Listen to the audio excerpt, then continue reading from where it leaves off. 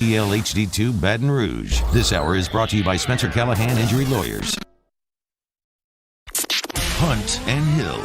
Hunt Palmer, Jeremy Hill, holding down the middle of the day. Live from the Mercedes-Benz of Baton Rouge studios. It's Hunt and Hill.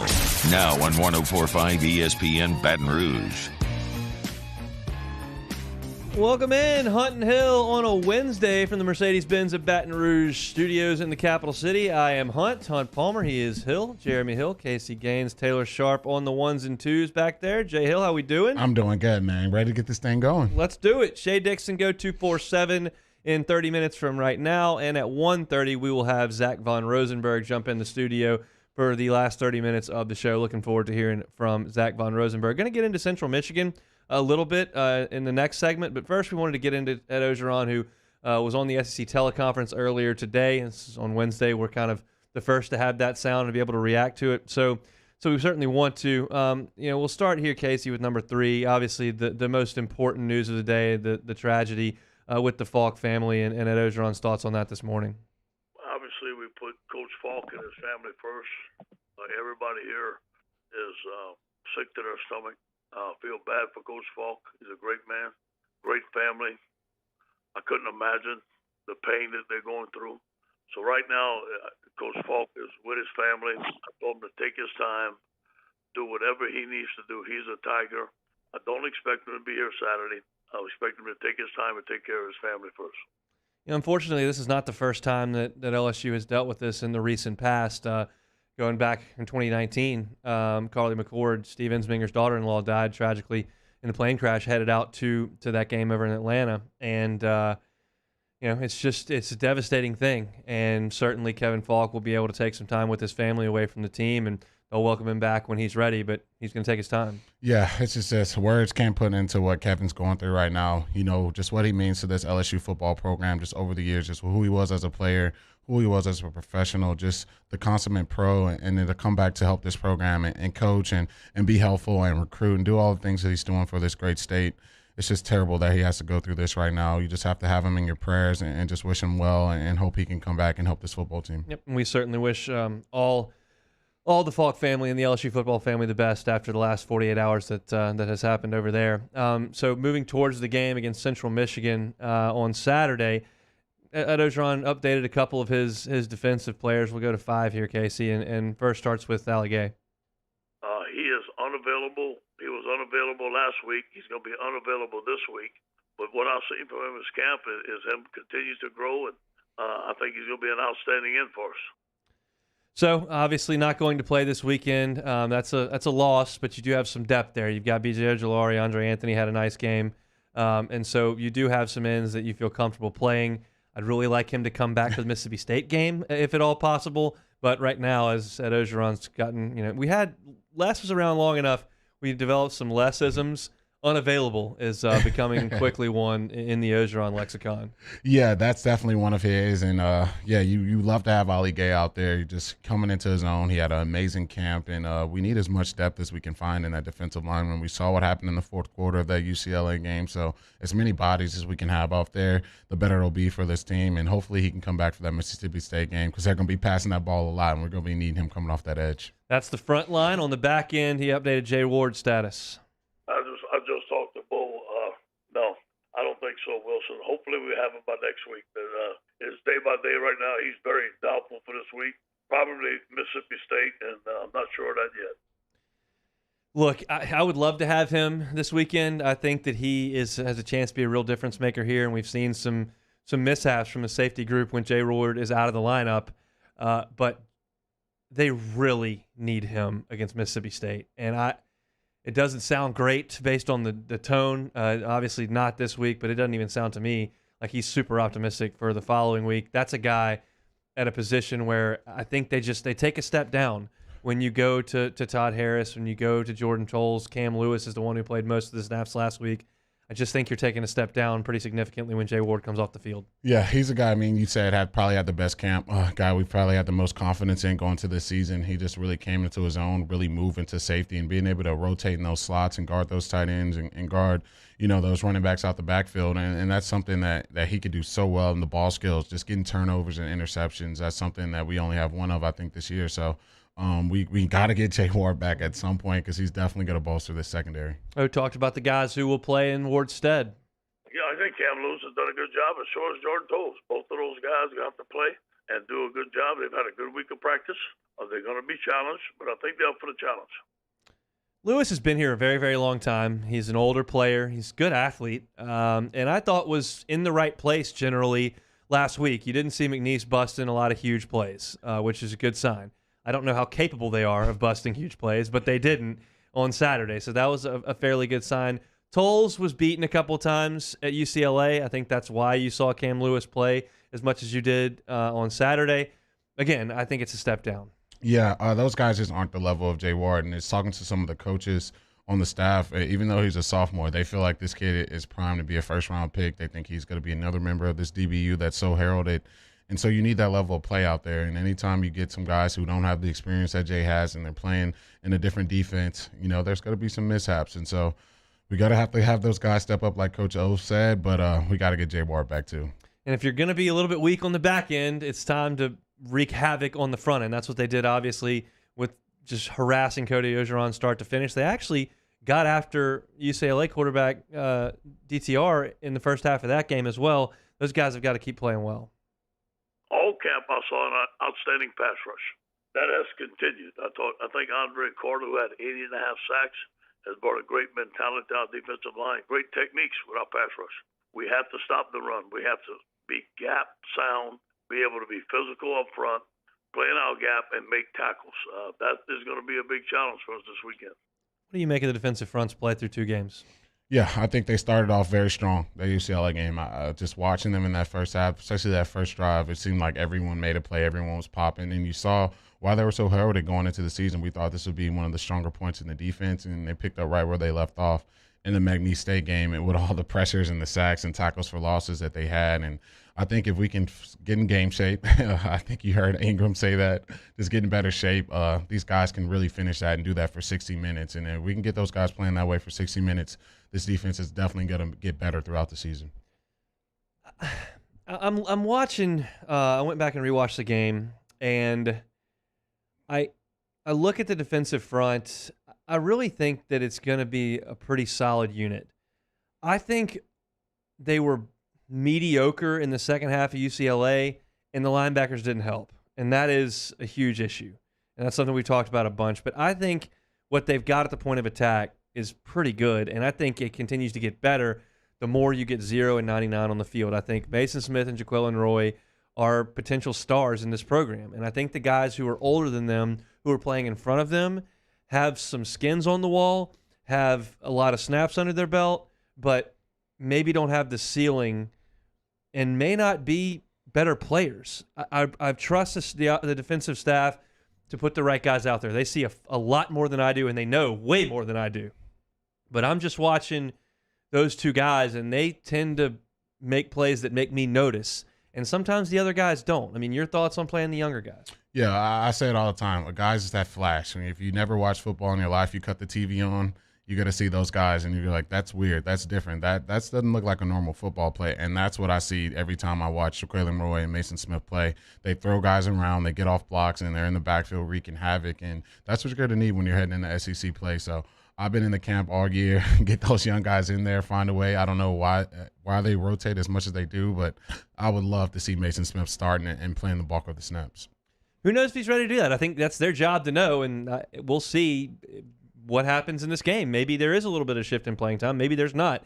And if there's not, then there's a reason for that. The staff thinks they've got it figured out. But to me, I just think get the guys on the field who potentially huge-time playmakers, and they tend to be. This week's dragging. I was making that point this morning at work. It's like, first of all, it's been raining for 3 days straight for this stupid tropical depression storm thing. It won't stop raining. It's dreary. You feel like, man, we just played McNeese, and now there's Central Michigan ahead, there's not the town just doesn't have much juice in it. It's just a little bit dead. How do you feel about that? Yeah, I definitely agree. The gloomy weather and just the opponents, the two home openers that we're going to get to start the year, just doesn't really get the fans out of their seats. You're starting off with McNeese and Central Michigan, so that doesn't really move the needle too much. So, yeah, I definitely feel that, but I was shocked as much as the fans turned out. It was a great experience on last Saturday, and I'm pretty sure it's going to be pretty similar this Saturday. That's Jeremy Hill. I'm Hunt Palmer. We'll be here tonight, 8 to 10 on the Tiger Zone. We'll take your phone calls, 499-9898. That's over on Eagle 98.1. It follows the Ed Ogeron show. Chris Blair and Ed Ogeron will be at TJ Ribs from 7 to 8. Two of us hop on right after that for 2 hours. So 4 hours of radio today. We're excited to talk a lot of football. I've had a total shift in my feeling on this week. Next segment, we'll get into why that is. It's Hunt and Hill. Hunt Palmer and Jeremy Hill. It's Hunt and Hill. We opened up the playbook and expanded our coverage. Listen daily in high definition on 98.1 HD2. We are 104.5 ESPN Baton Rouge. And our topic today is about savings. What is savings?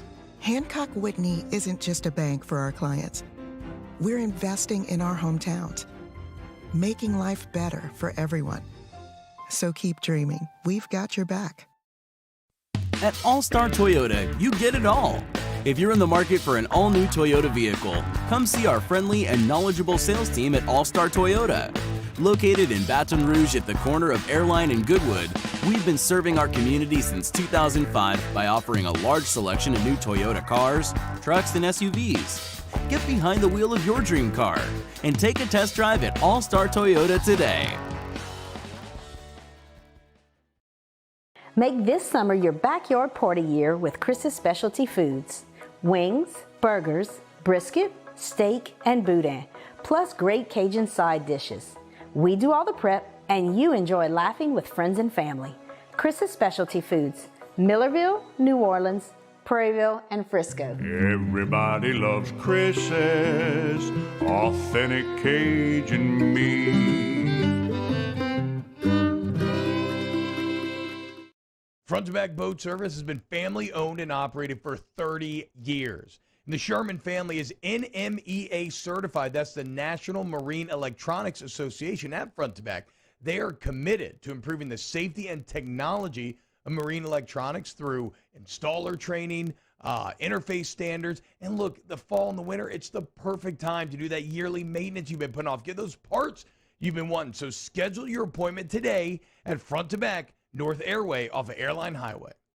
Yo, Jake here for Patient Plus Urgent Care Clinic, the place that's going to be convenient for you during an inconvenient time. Look, you hear me talk about my four boys all the time, and sometimes things like stitches, well, they happen. And in fact, they have. And Patient Plus is always taking care of us, just like they'll do the same for you. And now with 7 convenient locations across the Baton Rouge area, open from 9 a.m. until 9 p.m., 7 days a week. And also at PatientPlusUC.com, you can sign up for your appointment on the way to the clinic. That's Patient Plus Urgent Care Clinic. Get in and get better.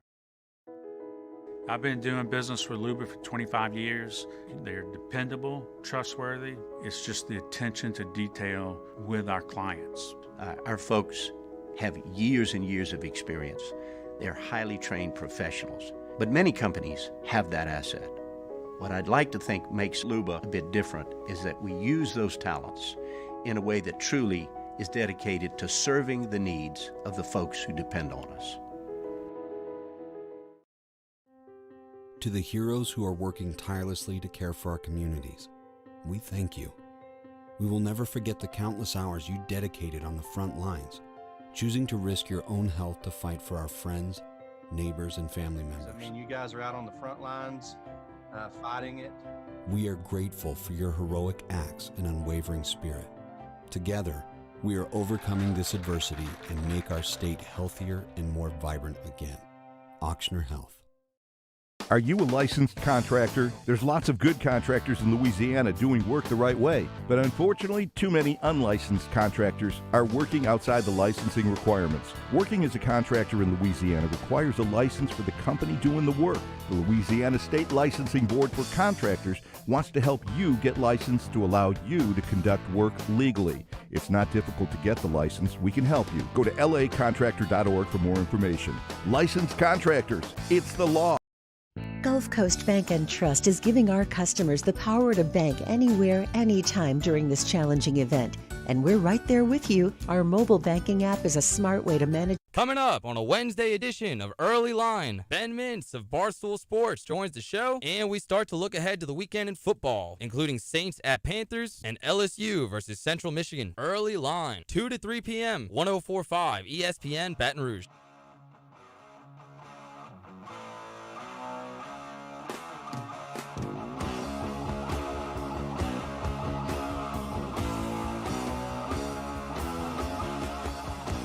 This is Hunt and Hill on 104.5 ESPN Baton Rouge. Players are looking forward to getting better. Fixing LSU this week, we still have numerous things that we have to fix in all three phases of the game. We had an excellent practice yesterday. A lot of respect for Central Michigan. They're a good football team, very physical style of football. It's going to be an exciting game. That's Ed Ogeron talking about this early week and playing Central Michigan. And Jeremy, I was very open last week that I did not really care about the play-to-play football game that we watched on Saturday. It was about the weather and the tailgating and the state coming together and coming in there and hearing the band and watching the Tigers play football under the lights of Tiger Stadium. McNeese couldn't put up a fight. They didn't. And it wasn't about who played well or who didn't, or it was not about that for me. And that's okay. And you call it a stat game, and that's how we thought of last week. I am here to tell you that if LSU screws around during practice this week and comes out there and just thinks that the gold helmets and white jerseys are going to beat Central Michigan, they will lose. They will lose the game if they don't play well. Period. This team has not proven under any circumstance that they can just walk out there, throw their C-plus game up there, and win against a non-Power 5 opponent by 20 points. They'll lose if they don't play well on Saturday. Yeah, they definitely will. People don't know that Central Michigan team played Missouri pretty tough, and Missouri was at home. That game was 14-17 late in the third quarter, and Central Michigan was giving them a fight. They're going to run the ball. They're going to rush the passer, and their quarterback's going to throw the ball a lot. So if our defensive line doesn't get after him, they're going to be putting some points on the board, and their defense was holding Bazelak. He really didn't take off until that fourth quarter and really put the game away. That was a game all the way into the fourth quarter. So, yeah, you can't oversleep on Central Michigan. They're going to be coming here to play, and beating LSU will be a big one under their belt. They're going to be fired up to be here, and they won't be scared. They went in there it was an empty stadium against Missouri, but they played them, like you said, right? And I went back and studied that game. The final score was 34-24. Missouri won it by 2 scores. Missouri won the line of scrimmage for the day. Bazelak had a lot of time all day in some instances, and Tyler Beatty, who's a really good running back for them, ran for 203 yards. So Missouri's offensive line and defensive line won the day for the most – certainly the offensive line won the day. And LSU's has not proven it can do that. It didn't even do that against McNeese. So that's a question mark. But offensively, you should be able to move the ball a little bit. Now, here's the issue. That Central Michigan has a good coach. Jim McElwain is a good coach. We saw that at Florida. Nick Saban thought enough of him to have him come run his offense. He is a good coach, and he has playmakers. Now, they're light in the britches on the offensive front. They're mostly right at 300 and below.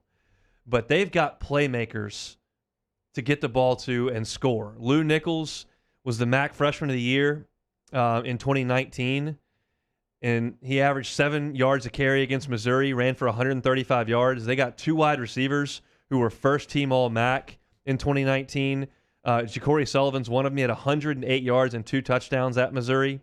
And their quarterback, Jacob Sermon, is a 6'5", 240-pound, strong-arm quarterback who, when he was coming out of high school, was a top 100 player in the country and a 4-star and went to Washington. And then you add into those two dynamic receivers, a really talented running back, and then they got a backup running back who had a 48-yard run against Missouri and a 28-yard catch against Missouri. They got guys who can stress you and a coach who's comfortable calling plays against an SEC defense and their speed. They've got the ability to play at this level. This is nothing like last week. Yeah, nothing at all. It's a huge step in competition compared to McNeese. You got a bunch of guys who are recruited to go to Division I schools. It's not guys who are looking at, McNeese State, Northwestern State. It's just a total different ball game. These guys are coming to play, and they came to play against Missouri, and I wouldn't be shocked if they come to Death Valley with bad intentions. So we're going to have to come in focused, locked in. Our offense has to start fast. That's something that can happen again. Our offense has not started fast all year. We had a great drive to start the game at McNeese, and it kind of died off after that. We got to continue that. We can't keep putting our defense out there time and time again. Teams with these high-powered offenses and weapons and quarterbacks who've thrown passes, they're going to make plays, and that's what you don't want to see. But I am feeling good about our defensive line matchup against their offensive line. They gave up 9 sacks against Missouri, and something tells me we got a little more depth and a little more talent in our defensive line room. So it's going to be their week, to really stuff that run game and keep them in passing situations so they can wreak havoc on Sermon. And then you got to. Sermon doesn't move very well. He's a big dude. He doesn't move very well, so LSU's going to have to get after him and play. What do you think the attitude is of this team right now? I mean, you've played in non-conference games against teams that didn't have Alabama or Florida's logo on their helmet. Yeah, you want to play. You want to play well. Like I always say, it for us guys with confidence in the locker room, guys who start. These are stat games, man. Nameless, faceless objects is what we used to say against teams like this, man. Those guys are just a helmet and a jersey, and you just do your job, and things will work out. And that's what we have to get back to. We got to get an identity. And I think if we can't run the ball against Central Michigan, it's just going to be bad. Beatty had 203 rushing yards. We can't get our run game going. It's going to be a huge red flag, and it's just going to be tough to beat teams. So that's what I'm going to be looking for. Can we get our run game going, and can this offense start fast and really give our defense a cushion? Yeah, Missouri, was able to run it on them, and I like the scheme that that Drinkwitz has. I think LSU's got plenty of athletes to do it. It's just a matter of can LSU's offensive front do it, and that's something that is an absolute question mark to this point. And it makes me nervous that I think that Central Michigan has the ability to hurt us. The good news is that the best pass catchers they have are on the outside, where I think Stingley and Ricks can play with them, and I know they can play with them, and they can shut them down. Just a matter of whether or not you do it. And Ogeron today talked about Lou Nichols and how good he is. Lou Nichols, number 7, is an outstanding running back. They have a great scheme, a zone scheme, gap scheme. They run the ball inside and outside. But the biggest thing is tackling Lou Nichols. He does a good job of yards after contact. This is going to be a physical football game and a good test for us. He's legit. I mean, I was watching that game going, that guy can play. I mean, he had 19 carries, 135 yards, ran it for 7.5 a carry. It wasn't like he ripped off an 80-yarder. His long was 28, which is a good burst. But he was consistently gaining yards. Linebackers got to show up and tackle him. That's got to happen. It did not happen when Charbonnet ran for over 10 yards a carry and Britton Brown ran for 98 yards in week 1. You've got to do a better job of containing the run game. Yeah, we've seen this defense give up a lot of yards to backs. Linebacker play, D-line play just has to be better. And to say just because we did it to McNeese doesn't mean we're going to do it to Central Michigan. So those guys are going to have their hands full Saturday. They're going to have to step up and play big. I'm interested in see what these linebackers are. Do we bring Mac Jones back there? Who's going to try it out there in linebacker? Because they're going to have to play big. Our safeties are going to have to play big. And I got confidence in our D-line. I think our D-line will have a game. But teams are going to be attacking our linebackers and safety. So those guys are going to have to step up. It's Wednesday, and I'm sure my confidence will kind of improve as the week goes on. But it's just one of those deals where I look at the first 2 weeks, and it's not confidence-inspiring, and then I realize what the environment's probably going to be like on Saturday, which is subdued. The weather's been bad all week. It's not a high-profile opponent. LSU's got a lot of guys out, and I kind of look at the team, and I go, all right, y'all going to be ready to go? Because if you're not, all of a sudden you're going to turn around, and it's going to be 17-3. You're going to be down, and you're going to have issues. So this is a game where if the defense holds them to 10 points, 14 points, that's one where, I threw the entire McNeese game in the garbage can, basically. I would not on this one. That would show me the defense is making some improvements, and Durante Jones in week 3 is building. So it's not all like gloom and doom, like you're going to lose if you don't play well. It's if you do play well and you do what LSU generally does to a MAC team or a Sun Belt team, and you beat them, 41-10. Like, that's a nice performance. There is something to be gained this week if LSU were to play well. Yeah, definitely. Especially when you go to a Pac-12 school, which no one had respect for or think Pac-12 had any type of pulse. I think this falls in that same category. No one really that thinks Central Michigan can come in and beat LSU. But if you go out there and dominate and really, build on the things that you thought you had issues with, and that's starting with the offensive line play. I think if our offensive line, the makeshift line, we walk out there, if those guys play well, I think it's going to just put so much confidence in this offense. And if we can get a run game going, it's going to build so much confidence in this offense. And then those are all things you can build off of. Those are all the concerns we had. So you want to build off those concerns, and Central Michigan is a perfect opportunity to do that. Bezelak hit a lot of crossing routes, a lot of short developing stuff to his wide receivers. I mean, he completed 21 balls for 256, about 8 yards a catch. So they weren't stretching the field a ton. LSU hasn't done a lot of that, so it's kind of out of the same vein. But I think that there are a lot of people probably in that building at LSU that would like to see the field stretched a little bit more. Of course, that's going to rely on the offensive front, giving Max the time to plant his back foot and the guys to get the routes going down the field. Yeah, that's what's going to really, take this offense to the next level, I feel like. I think we got the quick playmakers, we got the jet sweeps, we got the quick screen passes, but at some point, we're going to have to start taking shots downfield. That's going to help Max's average out so much. It's going to help the defense out. It's just going to put so much stress on defenses, and we have so many receivers. And the list goes on and on of guys I can name. You want to give those guys chances down the field to make plays, and we saw that all camp. Now we just got to get Max to do that during the season. Get one the ball, huh? Oh, man. Just get it in that guy's hands as much as humanly possible. I would not be upset with that. We got to get him the ball early. I think in the red zone, he's just a huge threat. Anytime you're in the red zone, one's going to get a look. But I'm in the camp of getting that ball like a guy all throughout the 20s, all throughout the field. Just find ways to get him the ball, and good things will happen. A lot more Central Michigan talk throughout the rest of this week. But as Wednesday turns around, it's time to lock in. We've looked back as much as we need to. It's time to move forward. So Tigers and Chippewas 6:30 tonight. 6:30 this weekend on Saturday in Tiger Stadium. Got some NFL news and notes to get to, including a really unbelievable stat that I'll get to here at the end of the hour. The athletic staff talked to a bunch of college football coaches and asked them what the best jobs in the country. This piggybacks off of our thoughts on USC yesterday. Interesting stuff from college football coaches as to what the best college football jobs are in the country. There's a new transfer portal rule that allows some over-signing. We'll talk about that in the second hour as well, and Zach Von Rosenberg is not too far. We'll have him at about an hour and 5 minutes from right now at 1:30. So we'll take a timeout. When we come back, Shea Dixon, go 247. We'll jump aboard. This is Hunt and Hill. Holding down the middle of the day. This is Hunt and Hill. In times of need, get a full list of phone numbers, websites, and other important emergency information on the Demco Stormwatch page at 1045ESPN.com. Follow us on Twitter at 1045ESPN to cast your vote in the Citizens Bank and Trust poll of the day. Vote daily inside Off the Bench, Hunt and Hill, the early line. And after further review, Citizens Bank and Trust brings you the poll of the day via Twitter at 1045ESPN. Gulf Coast Office Products is a nationally recognized Savin office equipment dealer based right here in Louisiana. Over 100 employees strong, Gulf Coast has the boots on the ground to support all vertical markets from education, engineering, legal, and finance. With the latest in office technology from desktop to production segment units, Gulf Coast and Savin have the perfect fit for you. Call 225-756-2644. That's 756-2644 for Gulf Coast Office Products. At All-Star Toyota, you get it all. If you're in the market for an all-new Toyota vehicle, come see our friendly and knowledgeable sales team at All-Star Toyota. Located in Baton Rouge at the corner of Airline and Goodwood, we've been serving our community since 2005 by offering a large selection of new Toyota cars, trucks, and SUVs. Get behind the wheel of your dream car and take a test drive at All-Star Toyota today.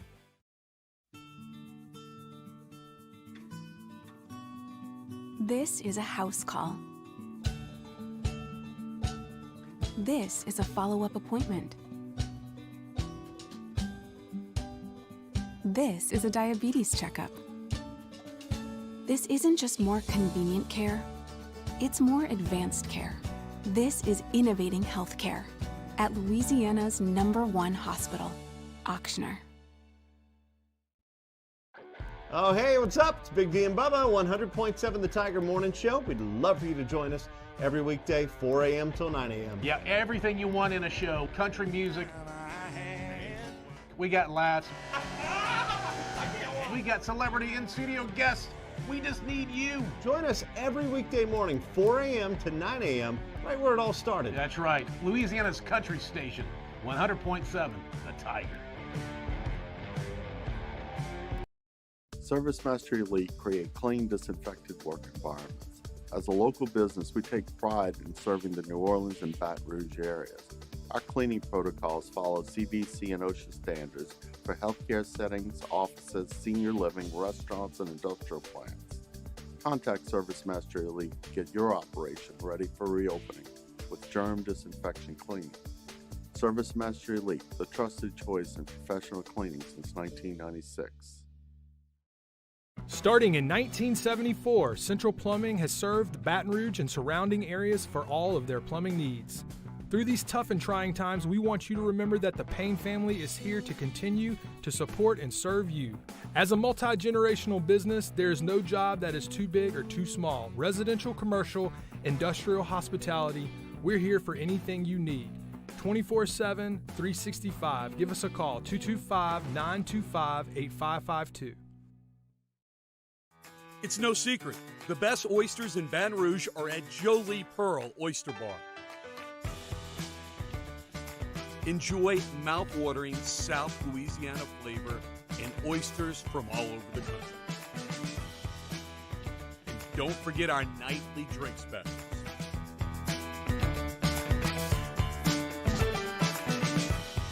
Jolie Pearl Oyster Bar, located in downtown Baton Rouge. All new Bayou Ford vehicles come with a 1 million mile powertrain warranty. And with Bayou to You, free delivery right to your door.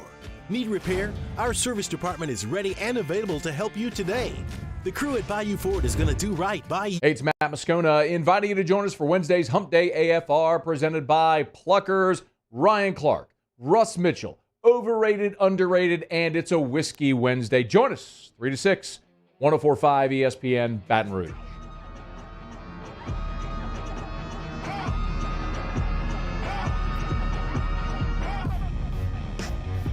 Hunt and Hill, 104.5 ESPN Baton Rouge.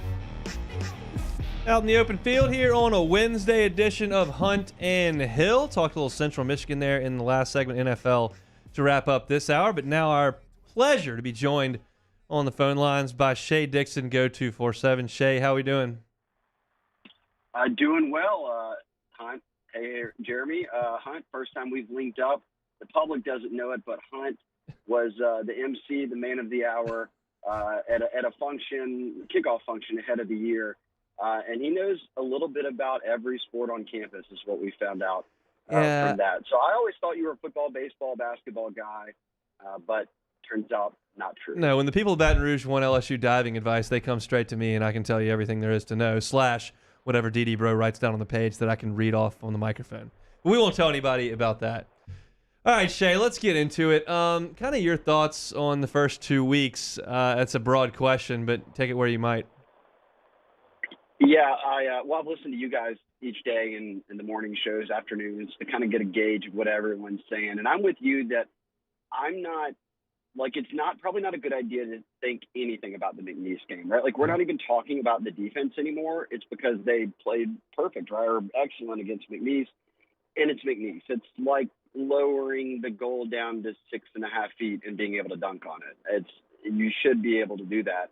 Now, I'm with you that when you're not offensively clicking against a team like McNeese, granted, you had your backup lineman in there, all that, I get it. But still, I think that you can have a little worry spot there. And again, I'm pretty sure, I don't think I'm wrong about this, UCLA was on bye this past weekend, so we still haven't seen them play again to know, are they out there just crushing everyone? Are they stumbling around?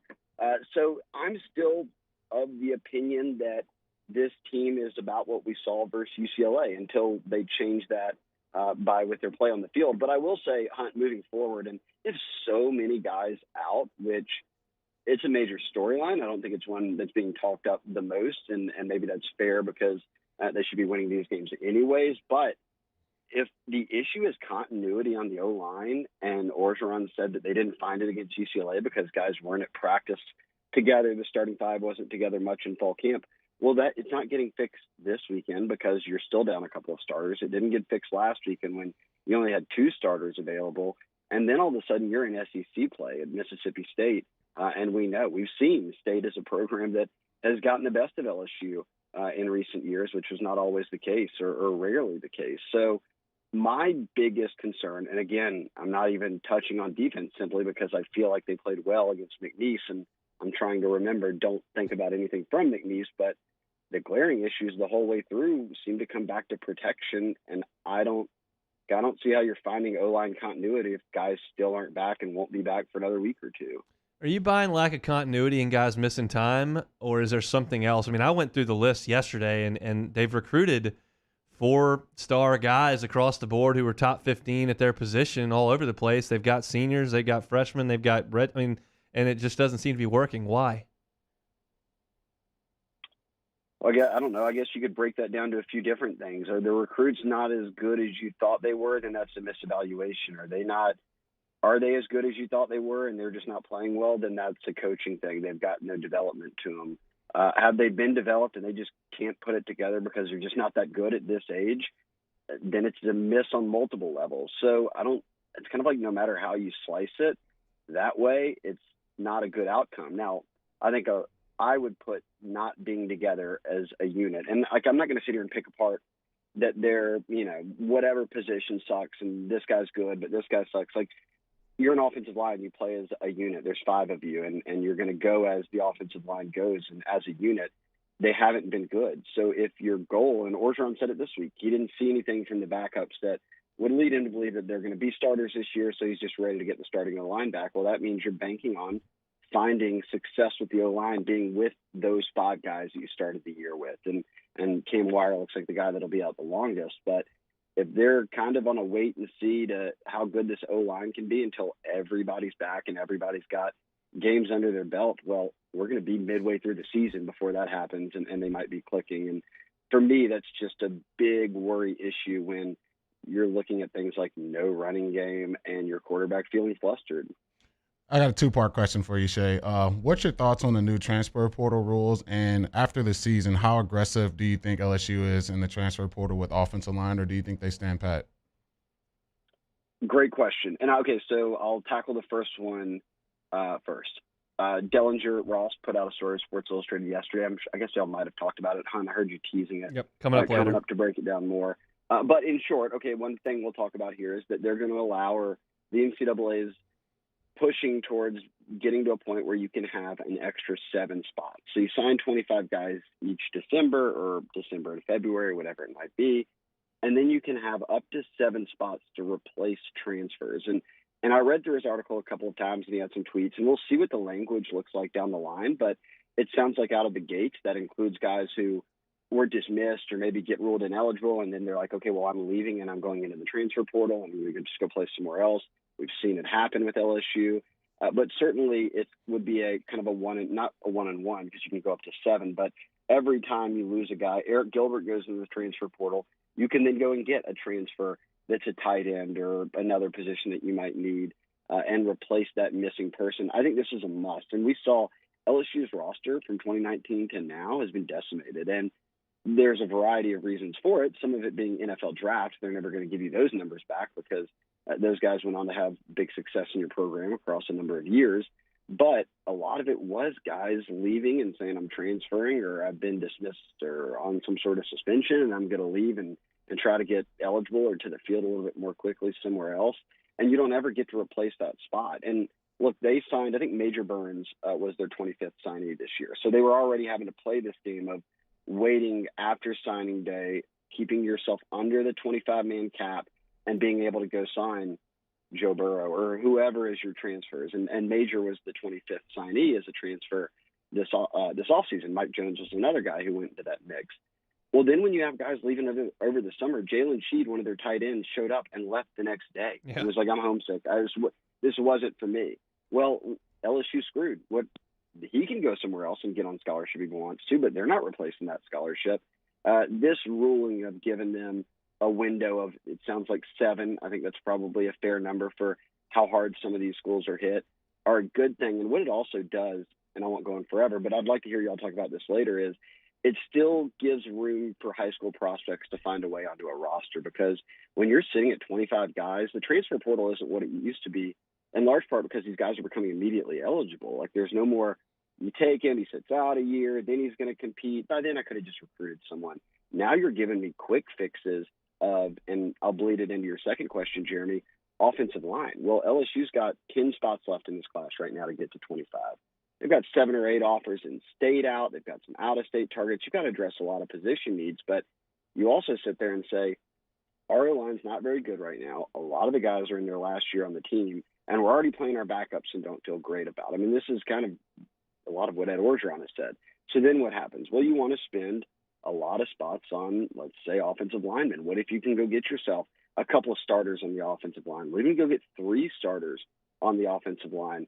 You do it. Well, then a high school kid's penalized because LSU has less numbers to sign because they're just looking for quick fixes. And I think that'll be one thing they balance in the long term. But I do know that no matter how many they can sign, if it's 25 or if it's 32 or whatever it is, LSU's going to go heavy on the transfer portal at offensive line. And I think this first couple of weeks of the season have driven home that point to him.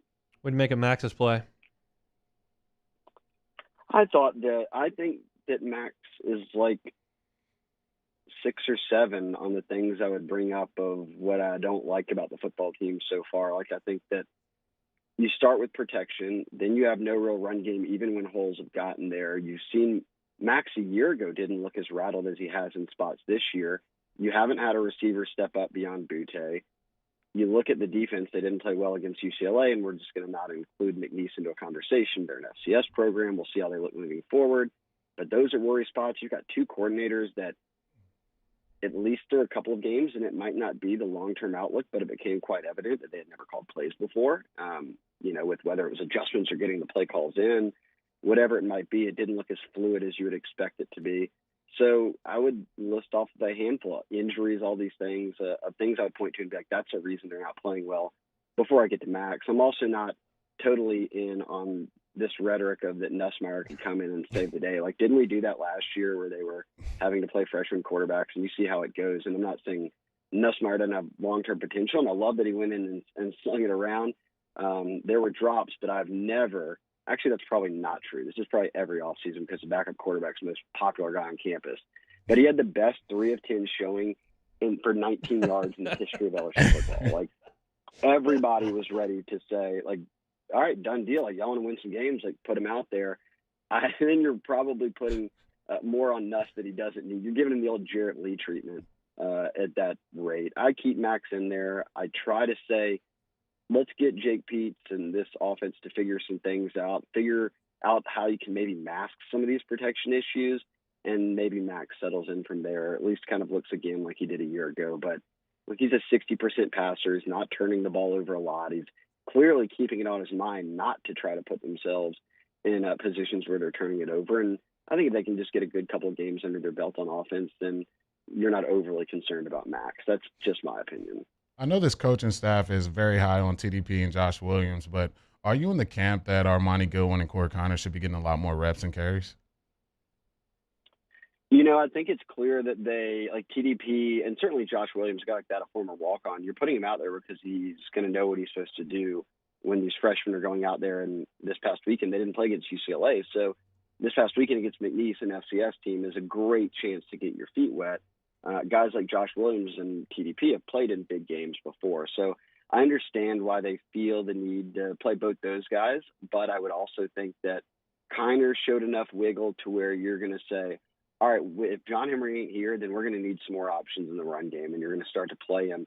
Goodwin looked like he had great burst on his 21-yard run, and then he comes up with sprained ankle, is right into the tent, and now is not going to play this weekend, or sounds pretty doubtful according to Orgeron as they rest some guys up before SEC play. So I would hope that they're getting those guys more involved moving forward, but I'm going to say the same thing I said 2 weeks ago, because I'm not jumping off that bandwagon either of everyone said those guys need to be playing right out of the gate. They should threaten TDP's job, all this. Like, Davis Price has proven before he can be a really good running back for you. If he can settle in, if they can get the blocking figure out, he's your best option right now. And I'm not ready to say he's not. Third year in the program. He's played every year. When he's healthy, I think he can be very good for you. He's a between the tackles guy, which I don't think that Goodwin and Kiner are as good at that aspect of the game as he is. So I would still want TDP to have the most amount of touches, but I think Goodwin when he's healthy, but certainly Kiner need to start to find themselves on the field more often, get their feet under them a little bit more, because look, if TDP gets banged up or pulls his hammy again, you're suddenly looking at both those guys needing to basically be your bell cows. So the more that they can play him moving forward, the better, for probably a variety of reasons. Shay Dixon, Go 247. Shay, last one here with you. Are we back to normal in terms of recruiting and visits? Last weekend, home game this weekend with having a bunch of guys on campus? Yeah, I mean, it's as normal as can be for now when you're on your non-conference schedule and guys are settling into their senior, junior years, whatever it might be, and finally getting to play some football. Some of these guys out of the South Louisiana are playing their first football last weekend and this coming weekend with all of the postponements or whatever it might have been. So I would point to 2 weeks from now, Auburn, as being the first weekend we see recruiting really get back to normal. Like, they'll have probably some official visitors. They'll have some out-of-state guys in. This past weekend, McNeese was mostly in-state guys. So that will be their first real chance to have all those guys on campus, have a full weekend with officials, and really feel like you're back for the first time since 2019 in the swing of a season where you're also able to recruit on the weekends, which is a big thing for them. But no, I'm not expecting a big one this weekend.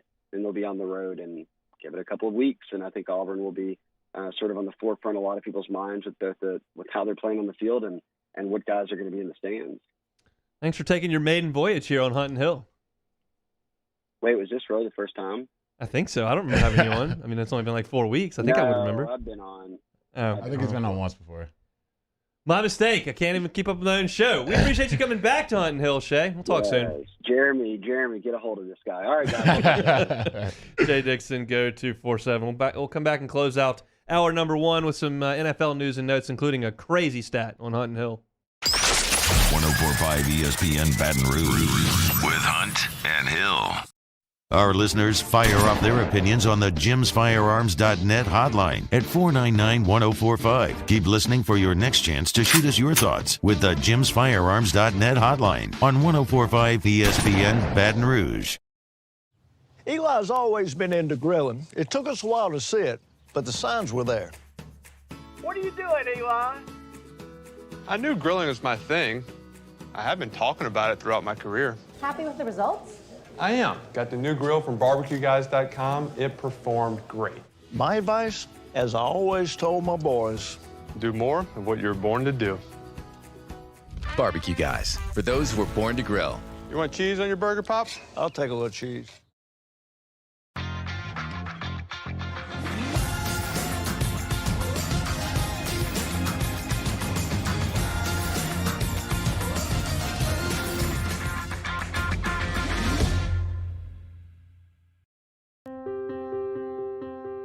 This isn't just another day.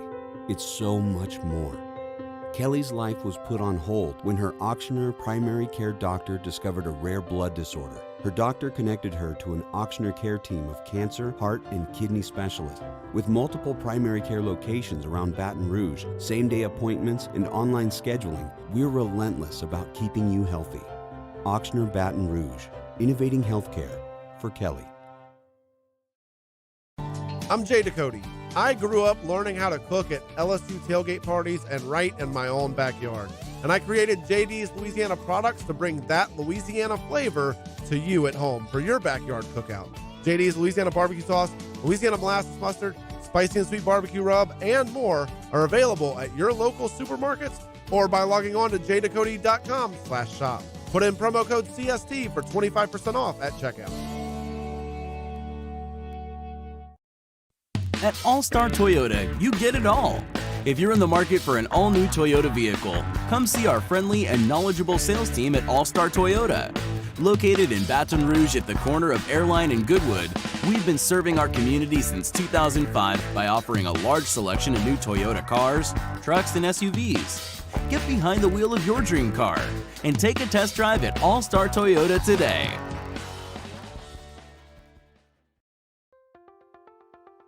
If you're in an accident, a car accident, a slip and fall where you're injured, you need to call an attorney. The defendant insurance company, it's their goal to close the case as quickly as possible and pay out the least amount of money as possible. That's why it's important to call an attorney and call the law office of O.C. Brown. At the law office of O.C. Brown, we're a family-owned firm. We want to be your law firm for a lifetime. Make this summer your backyard party year with Chris's Specialty Foods. Wings, burgers, brisket, steak, and boudin, plus great Cajun side dishes. We do all the prep, and you enjoy laughing with friends and family. Chris's Specialty Foods, Millerville, New Orleans, Prairieville, and Frisco. Everybody loves Chris's authentic Cajun meat.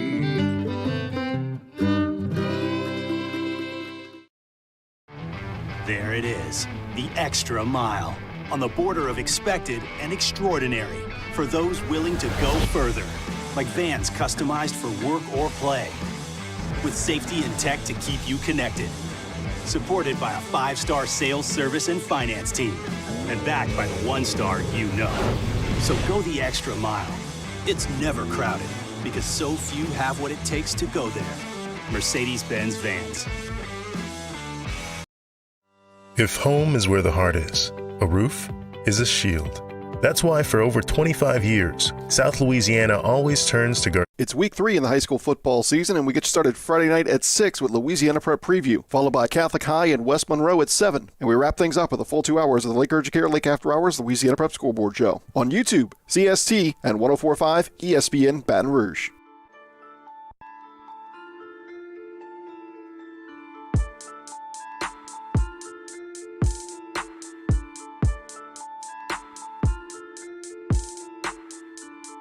This is Hunt and Hill on 104.5 ESPN Baton Rouge. Closing out hour number 1 here with a little NFL chat. Thanks for Shay Dixon. Thanks to Shay Dixon for stopping by. A couple of crazy stats from this weekend. Number 1, the Ravens lost obviously on Monday night to the Raiders. In the John Harbaugh era, the Ravens have taken a 14-point lead in 82 games. They were 81-0 until Monday. They are now 81-1. Had never in his time there lost a game they led by 14 points. That's crazy. Yeah, that is. And I think it's a stat that every NFL coach that I've had, they preach this to start the meetings. I think in probably 2019 or 2018, you win 75% of your games, so you don't turn the ball over. And that's exactly how the Ravens lost. Lamar just, trying to make plays, and those fumbles happen, and you put the Raiders right back in the game. You give them short fields, and they're NFL teams. They get paid a lot of money too, and you give guys short fields to work with. Bad things are going to happen. So I thought there was no way the Ravens were going to lose that game, especially when they go up like that. But start fumbling the ball, start turning it over, bad things happen. You got a good coach and a good organization. That's how you do that. Ben Roethlisberger passed Dan Marino on the all-time game-winning drives list. Just 3 guys in front of him: Peyton Manning, Drew Brees, Tom Brady. Do you put him in a class with those guys in this era? Oh, yeah. I mean, Ben's a 2-time Super Bowl champion. There's not many guys with 2 of them. And he's just been has an incredible career for the Steelers. I've been on the brunt of a lot of those fourth quarter comebacks, and I still remember that playoff game. He's in the tunnel with his shoulder, and he's out, and then he limps his way back on the field and comes back in for one more drive and gets the field goal off. So, yeah, Big Ben will do it to you, so you got to tip your cap to him. Guys always just banged up and limping around. The guys from Pardon My Take on Barstool have got this running bit with he's on crutches all the time with ice bags all over his knee, and then he walks out there and throws for 320 and 3 touchdowns, and they get into the playoffs every year. It's been remarkable. A couple of kicking stories. The Cowboys have re-signed Lirheem Hajuhalu to replace onto the practice squad. Greg Zuerlein's still on the team, but they've re-signed a kicker to the practice squad after Zuerlein missed a point after and a 31-yarder. That's got to be an uncomfortable week on the practice field for Greg the Leg. Yeah, man, those kickers, man, those demons come in and things start getting rowdy for them. So you want to keep your kicker confident. You want to give them, just all the boost that they need to go out there. But once they start shanking them, man, those demons get real. So he's gonna have to look over his shoulder and start sinking them, because that's a whole different ball game if he makes that extra point in that field goal against the Bucs. You mentioned those demons, like you said, they get even worse when you realize, like, okay, they're making them. I mean, they've brought a kicker in. Like, if he goes out there and misses a kick this week from inside of 50, he will be cut. I mean, that's pretty much all there is to it. Yep, that's the business, man. People don't realize sometimes it's very, very cutthroat in the NFL, man. You're out there to do a job, you get paid a lot of money to do a job, man. And sometimes when you don't get it done, they got to make tough decisions, and that's a decision the Cowboys are going to have to make. But in the NFL, there's so many games decided by one score. You're going to need a kicker that you can depend on. Got to have kickers you can depend on. The Jets are bringing one in that people down here have depended on for a very, very long time. Thomas Morstead has signed a deal with the New York Jets. Maybe he becomes their punter this year. Yeah. I'm just watching him boom it my whole life. I feel like just a tremendous career with the Saints. Just a punter you can depend on and trust on. And, yeah, hopefully can make some noise for the Jets, man. I like Thomas. Busy first hour, moving and shaking. We listened to Ed Ogeron from the conference call, as well as had some Central Michigan talk, and then Shea Dixon came on to break down what he's seen from the team and what recruiting looks like these days as we continue to ease back into a sense of normalcy. As Shea said, it's not a ton going on right now in terms of visitors, because you're talking about McNeese and Central Michigan, but Auburn looms in 2 weeks, and you figure they'll try to have a lot of official visitors for what hopefully is a big-time atmosphere for Auburn, but the Tigers have a lot of work to do over the next 2 weeks to make that a reality. A busy second hour as well. We'll come back, and the athletic staff with Bruce Feldman and Andy Staples, all those guys, polled college football coaches, said, hey, what are the best jobs in college football? Interesting stuff from them as to why. We'll get into some of that. There's a new rule in the transfer portal that allows some over-signing. We'll get to that at 1:15. Zach Von Rosenberg, former Tiger punter who spent a lot of time out there practicing around this team and program, will join us at 1:30 for the rest of the show. So hang tight with us here on a Wednesday. Reminder, Tiger Zone coming up tonight from 8 to 10, the two of us. But hour 2 is right around the corner on Hunting Hill. Our topic today is about savings. What is savings? Hancock Whitney isn't just a bank for our clients. We're investing in our hometowns, making life better for everyone. So keep dreaming. We've got your back.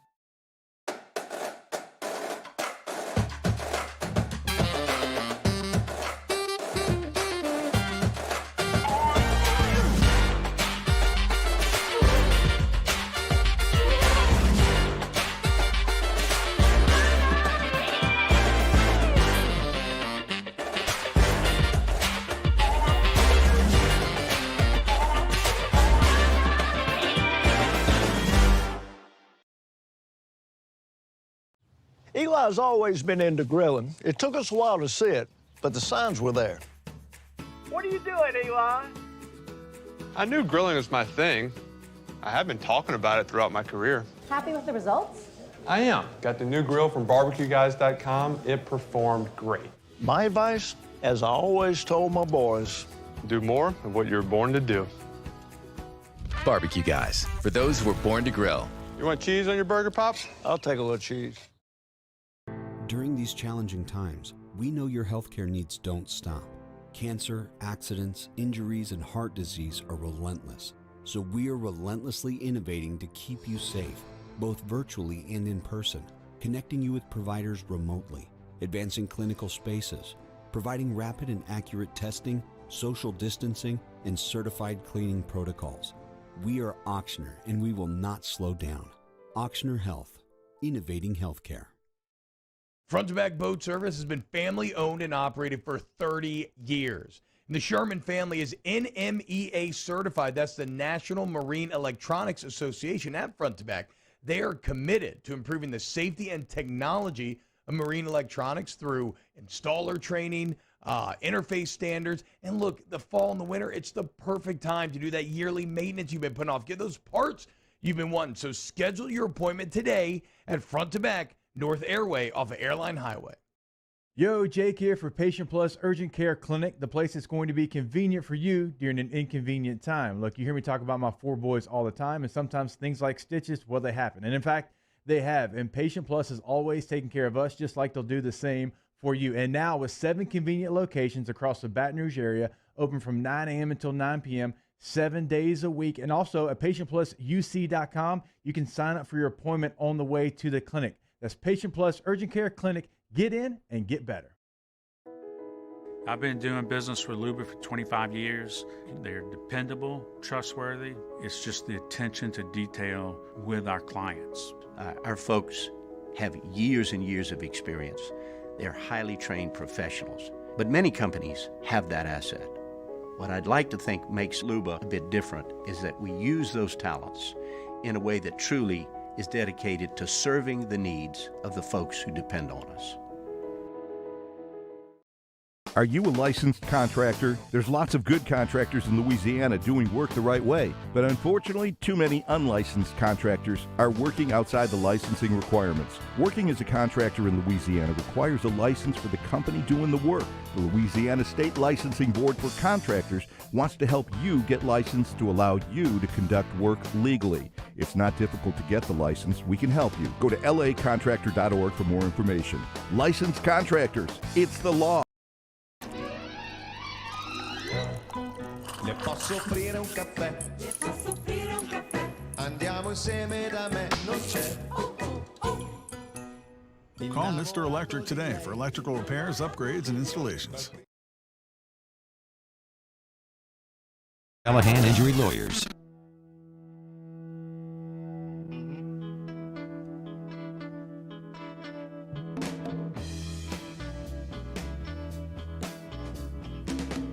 This is Hunt and Hill on 104.5 ESPN Baton Rouge. 1 o'clock hour here on a Wednesday. We've, I guess, reached the second half of the week here on Hunt and Hill. Hope you're enjoying your work day. Maybe a little bit of break in the rain here until it probably picks back up. Hopefully that is out of here by the weekend and we can have an enjoyable football weekend in South Louisiana. But it's been a rough couple days in terms of the rain and the slog and the overall malaise that it's gone on, but we're trying to break through that here on Hunt and Hill. And I stumbled across this. The Athletics got some good stuff. If you're not a subscriber, love Brody Miller and all those guys' work. And run a national piece. And so their national staff, Max Olson, Bruce Feldman, Ari Wasserman, Andy Staples, they polled more than 100 people that work in college football. Athletic directors, head coaches, assistant coaches, recruiting coordinators, analysts, Stafford. And the question was just, what's the best job in college football? And they allowed them to rank them so they could put together a point system. So what I'll do is kind of go through some of the things that caught my eye, and we'll talk about whether or not we agree or disagree. First of all, of the people they polled, 55 of the just north of 100 said Alabama's the best job in college football. And I've fought this for years and continue to stay where I am. I don't know if I'm digging my heels in as much as I'm staying where I am. I understand their commitment to excellence is tremendous. The administration has a remarkable commitment to it. The boosters, the Red Elephant Club, when things need to be done, they take care of it. And that's a huge thing. They have a lot of money, not as much as some. They don't have as much money as Texas or A&M, but they've got enough. And they're in a great corner of the world where Alabama produces a lot of talent, Georgia produces a ton of talent, and the state of Florida has been very good to them over the years. And their brand now has been built to a level where you can recruit nationally and get guys like Bryce Young to come over from California. So I don't want to dismiss it totally, but I do think that the Saban factor and where we are sitting right here, right now, this snapshot skews that a little bit. I'm not 100% certain 20 years from now that Ohio State is not a better job than Alabama, that Texas is not a better job than Alabama, that maybe even USC, based on where they are in the world and who their competition is, isn't a better job than Alabama. Saban's just created such a monster that we're maybe prisoners of the moment of that. Do you buy any of that at all? I mean, when you go back to Barry Bryant, there's so much history with that program, and they've just won so many championships. They give them credit for a few more than I think they have, but I don't know, man. I just think that's the creme de la creme right now, Alabama. I know if you're a recruit, you're sitting at home, you don't have many offers, you get that letter from Tuscaloosa rolling to your house, it's going to mean a lot to you. Just what he's done with this program over the years. you can't poo-poo it, man. The dude wins a lot of football games. He puts a lot of guys into the NFL, and that program is just booming right now. So I think for me, as fortunate as it is, man, I got to put Alabama number 1 right now. All right, I disagree, but I think all that's fair. The team that was in second was Ohio State. Now this I'm buying by the truckload. Ohio produces a ton of NFL players, generally in the top 5 in terms of NFL player production, and they have the run of it. There's no one else there. I don't think there are a lot of 5-star guys who grow up in Ohio or beating down Toledo's door or trying to go to Akron. They've got the run of the state. And so when you've got your hands around a state like that, and then you take in a fan base that really cares, a huge endowment and alumni base, I'm buying Ohio State right there towards the top. I don't know if it's 1, but I think it's better than the Alabama job. Do I want to coach Alabama's team or Ohio State's team this year or the next 3 years? I'll take Alabama's. But once Saban leaves and the next guy comes in and inevitably gets run out of town for going 10-2 and going to the Sugar Bowl, and they get into the rat race with everybody else once the guy leaves, I'm buying the Ohio State gig more.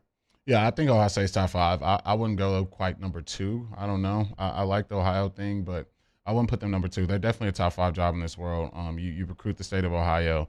People love their Buckeyes up there. There's a huge fandom. Fans are going to show up to the shoe ready to scream, and I think being in the Big Ten helps a lot too. Michigan hasn't been Michigan in a very long time. For sure. And Penn State, you never know what you're going to get. In Wisconsin, you never know what you're going to get. So they're going to win a lot of games in that division and getting the recruits they recruit. So they're definitely top 5 for sure. If you can extract yourself, which we can't, but if you can extract yourself from this Saban run and realize that they're always going to have to butt heads with LSU, now A&M, Florida, Georgia, and Auburn. Every single year you're dealing with that if you're going to try to make a run to the championship. I realize that Georgia and Florida aren't on their schedule every year, but you're probably going to run into one of those two in Atlanta. And so would you rather be Alabama and play on that block, or would you rather go to Ohio, run that state, get the elite talent, recruit to a national brand, and then go beat Michigan, Penn State, Wisconsin, Iowa, and Minnesota? I like the Ohio State route. Yeah, I'd say you have a point there, but I don't think Old Nick's had any trouble with any of those teams. He's just been routing. Well, he is the outlier. He's taken all the fun out of this entire operation for everyone except him. So he's the one who skewed this entire thing. That's my point. Nick Saban could if you gave him a rewind of about 5 years and dropped him into 85% of the Power Fives, he's going to win a national championship because he's just that guy. I mean, I think he might, struggle at a couple, but I think just about anywhere he's going to make it work. So that's what I'm trying to take out of the discussion. I'm trying to take it out of the snapshot that is now and take it for what it could be. And Georgia's number 3. And because there's a massive amount of talent in Georgia, you're right there next to the state of Florida, and Georgia Tech, they went to the option. Jeff Collins is trying to pump some life back in it, but they're really not a factor. So they got this massive state that they can run, and I think that's a huge deal. Yeah, Georgia's in a great spot. They got the state of Georgia. If you're a Georgia kid, and like I said with the Alabama scenario, you get that offer from Georgia, it's going to mean a whole lot to you, and they're going to be battling for they play in the SEC East, so SEC East, who's the last representative in the SEC championship other than Georgia and Florida? I think Mizzou had an appearance a long time ago, but you're going to be playing for a lot of SEC championships, and Georgia's another one of those programs. I think Kirby's done a phenomenal job, with Rick leaving and keeping that program on top, getting them to the playoff, keeping them competitive, and they're going to be something to mess with. So I agree. Georgia's probably number 3. And here's an interesting thing to tie it all back around towards us. So I mentioned that Alabama got 55 first-place votes. That's the best job. Ohio State got 11. Georgia got 11. Texas is the 4th answer. They got 11. The number 5 answer from this group is LSU. They got 14 first-place votes. They didn't have as many points rounding it out from the total number of points. But LSU got the 2nd most first-place votes. And that purely comes from the fact that we've got a state that churns out guys and no other games in town. And I think that's so much more important than what Nick Saban can do at Alabama over a 10-year run in terms of sustainability. And I'm not here to tell you that LSU's been a better football program over the life than Alabama. That's a laughable discussion. What I'm telling you is in this era of football, this day and age, and the way things work, yeah, Saban could do it anywhere, but LSU has had its last 3 coaches walk through the door and win a national championship. Tell me that's not a good job to have. I mean, the fact that 3 guys in a row could walk in, say what you want about any of the 3 of them, they won a national championship. That's how good this job is, and that's why I put so much merit into the Ohio State thing, the Georgia thing, and really, to a degree, USC, if they could get it into gear. We don't have to fight the battle necessarily that Texas does with A&M, vice versa, that Alabama does with Auburn, vice versa. We run the state. Yeah, LSU definitely runs the state. You win the second most national championships in the country since the year 2000. You can't help but be one of the top 5 programs in the country. And you heard Jay Johnson say it yesterday. They're using the football team as a recruiting pitch to baseball players, and that just goes to show, just the aura and just walking into Death Valley and just everything that this program has to offer. It's top tier, man. It's top tier. So if you can get a coach, he's got to have the recruiting bet. You're not going to have to go far to get some of the top players in this country. Louisiana's got to pump them year in and year out. And it's a great spot to be. So let's get Coach O, get this thing back going in the way we need to go, and keep this thing a top 5 program. You got to go a long way, and I disagree with this one, to get to the next SEC team, which is Florida at number 10. And they didn't get a single first-place vote. When you think about the fact that Florida does have a great financial backbone, how much they choose to spend on football can be debated here or there. They haven't spent like Alabama has, like LSU has, and like Georgia has, like even moving out A&M, Clemson has. But they have some, and you are in Florida, which has just a massive amount of talent. And right now, Miami and Florida State are kicking the can all over the road and can't quite figure it out. I can't find 9 better jobs than Florida. Yeah, it's Florida's top tier. I think I visited Gainesville, and this was probably maybe 10 years ago, so I don't know what they've done thus far. I've been plenty of time. I was there at the game last year. So their facilities didn't blow me away at all. Like you said, they don't really pump too much money in it. I think Urban did a phenomenal job with that Florida program, and Spurrier as well. Would I put it top 5? I wouldn't go quite there, but it's definitely a top 10 job in the country. I'm seeing some of the reasons why people, as I'm reading this article, and one of them, they don't have a football ops building. How amazing is that? Yeah, that's what I said. It didn't blow me away. I'm like, where the players live, just their cafeteria. There's so many programs that just do such a good job blowing away. And as crazy as it sounds, that matters in recruiting, man. When you go to Alabama and see their place, you go to Clemson, you see their place, you go to LSU, see their place, like, oh, I'd rather be in this 2-story building in indoor practice and not practicing outside when it's thundering and raining. So all that stuff matters, and that's stuff that they have to do and put money into that program. The next 2 are fascinating. This really fascinates me. I don't know if it plays to everyone in our audience, but it does. It fascinates me because college football is such an arms race. In the NFL, it's like you better draft, you better sign guys to the right amount of money, and you better figure out how to manage your roster and get a coach in there. And really anybody can do it. In college football, the deck's so stacked, like I talk about all the time. They've got Michigan at number 11. They got Michigan ahead of Texas A&M.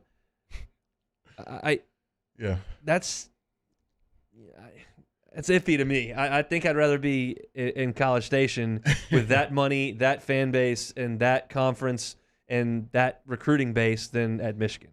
I think a lot of these things is just name and just history, just what they mean in college football. Because a lot of these programs, if God forbid Michigan starts this year 10-0, they're going to be the talk of the nation. It's going to start every radio show, everything, and they're just going to get that back, and kind of like USC as well. So that's just one of those programs where they have the history, they have the tradition.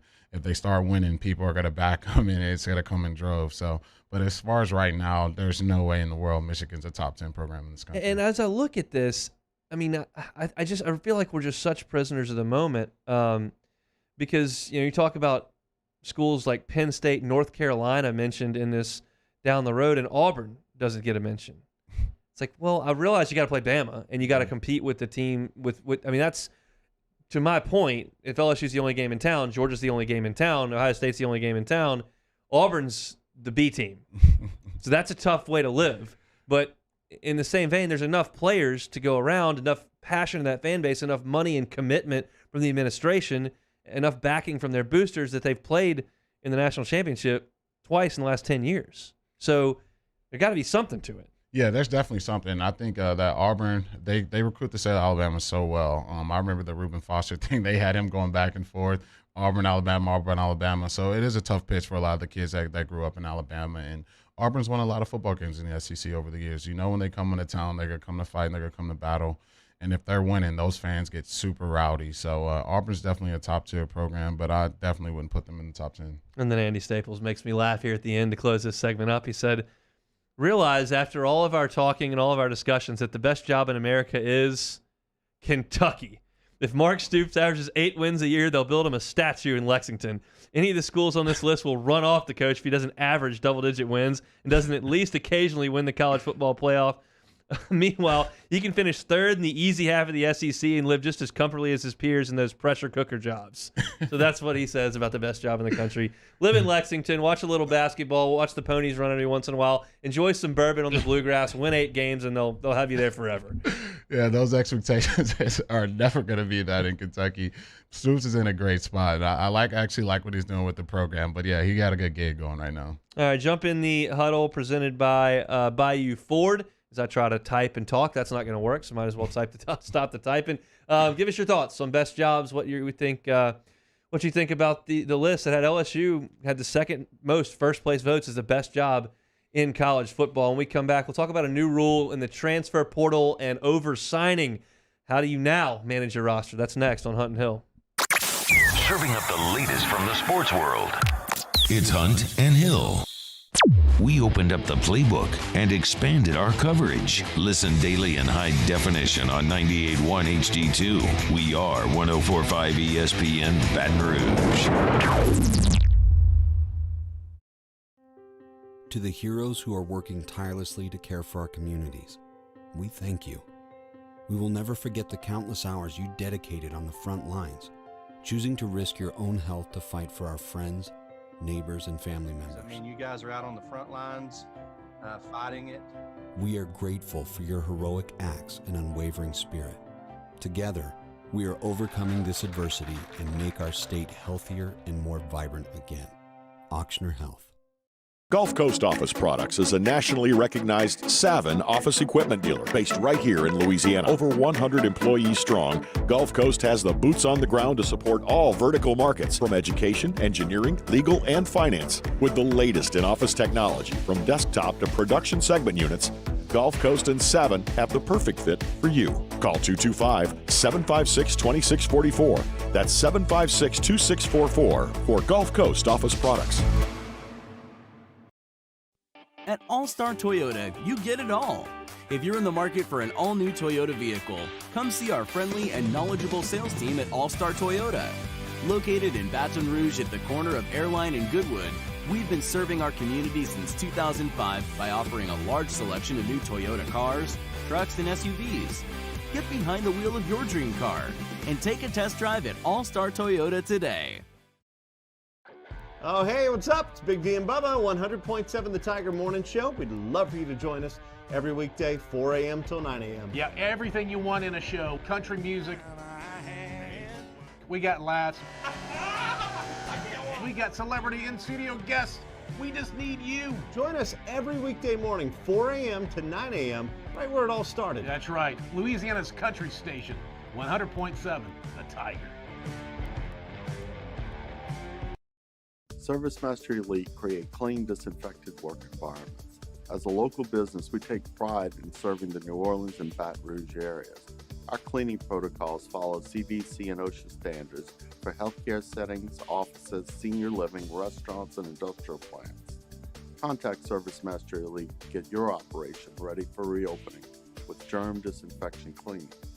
Service Mastery Elite, the trusted choice in professional cleaning since 1996. Starting in 1974, Central Plumbing has served Baton Rouge and surrounding areas for all of their plumbing needs. Through these tough and trying times, we want you to remember that the Payne family is here to continue to support and serve you. As a multi-generational business, there is no job that is too big or too small. Residential, commercial, industrial, hospitality, we're here for anything you need. 24/7, 365. Give us a call, 225-925-8552. It's no secret. The best oysters in Baton Rouge are at Jolie Pearl Oyster Bar. Enjoy mouth-watering South Louisiana flavor and oysters from all over the country. And don't forget our nightly drink specials.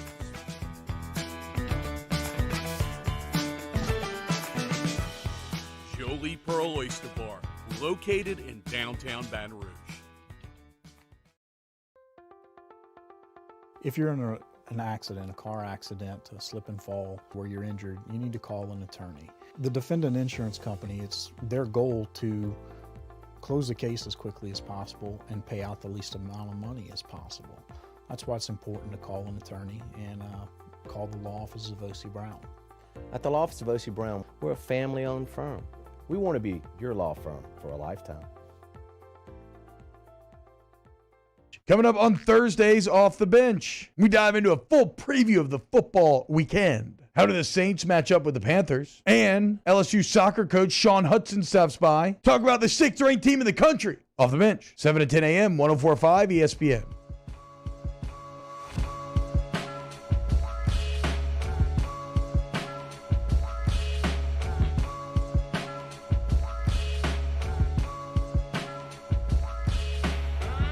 Hunt and Hill, 104.5 ESPN Baton Rouge. Out in the open field here on a Wednesday, Hunt and Hill and Von Rosenberg. Zach Von Rosenberg jumping aboard here. Zach, how we doing? Doing great. Thank you all for having me on. I appreciate Absolutely. I want to talk to you about a lot of things with Zach, but one, what we wanted to get to here in this segment, and certainly you can chime in on this, is a new rule proposal that they're trying to push through in college football that is going to help teams supplement their roster due to losses in the transfer portal.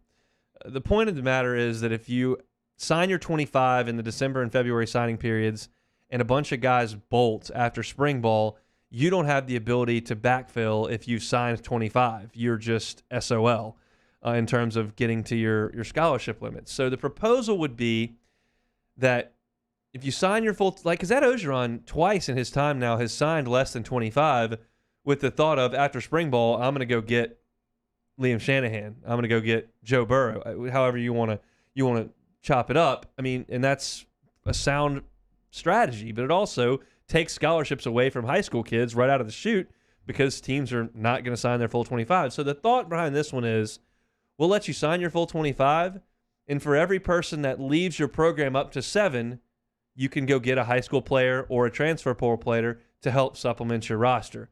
Jeremy, your initial thoughts on that? I love the idea. I think that's going to be great for these coaches. Now, is it going to turn it into an NFL free agency frenzy in the offseason? I think that you can get a little bit of that.